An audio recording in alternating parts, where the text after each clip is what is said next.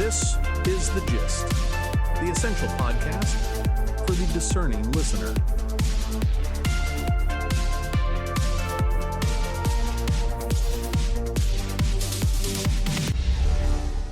Good morning. Welcome to The Gist. It is Thursday, July 2nd, 2026. I'm John.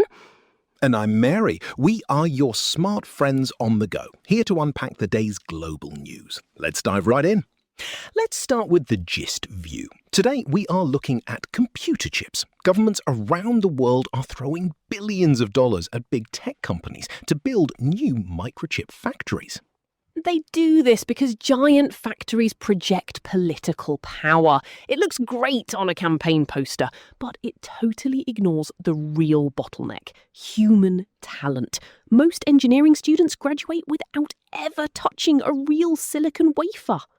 Commercial labs are just too expensive, but 3 undergraduate students in Mumbai just flipped that script. They study at IITB, a top engineering school in India. They built an open-source chip-making lab for just $36,000. They call it HackerFab. For context, a big commercial lab costs billions. This $36,000 DIY setup changes the game.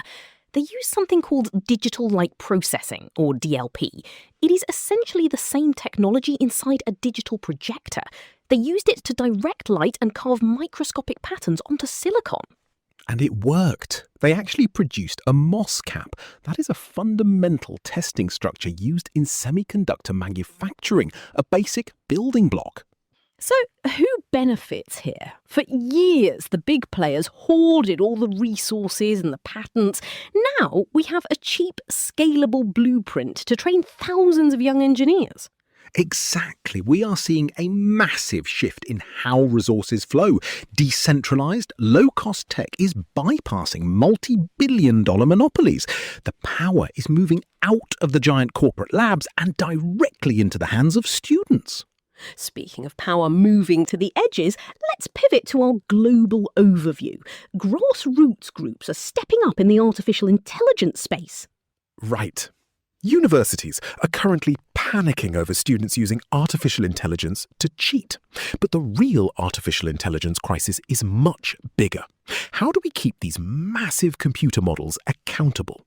Decentralized watchdogs are the answer. Wired reports that independent groups are crowdsourcing reports of artificial intelligence misbehavior. Instead of waiting for regulators, regular users are tracking the flaws and biases in real time. And speaking of tech behaving badly, there is a new gay dating app called Goose. It is raising major red flags. Wired is calling it a psychological honey trap, a psyop. The app is loaded with fabricated promoter profiles. It is a classic data grab. Who benefits? Bad actors looking to map out and target a specific community. It is a harsh reminder that free apps usually charge you in privacy. We are also seeing strange behaviour in the biology lab. Researchers have engineered DNA-powered blobs. These are synthetic organisms. They feed, they grow, and they multiply. It sounds like science fiction. But scientists are deeply divided. Building life from scratch is an amazing feat.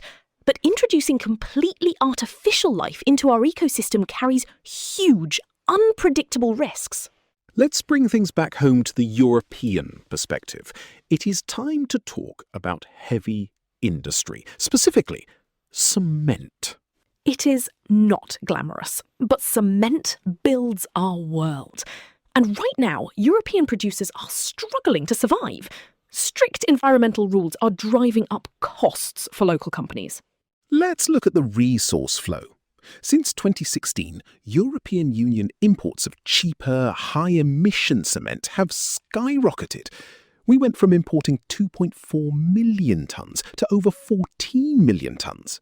Meanwhile, our own exports have dropped by more than 50%. Politico reports that companies like Titan Group are sounding the alarm. Here is the power analysis. Our current rules incentivize outsourcing. We push the pollution off our books and buy dirty cement from abroad. Who wins? Foreign producers with lower environmental standards. Who loses? Europe. We are giving away our strategic autonomy over basic construction materials. It is a dangerous trade-off. Over in Eastern Europe, we are seeing another kind of structural vulnerability.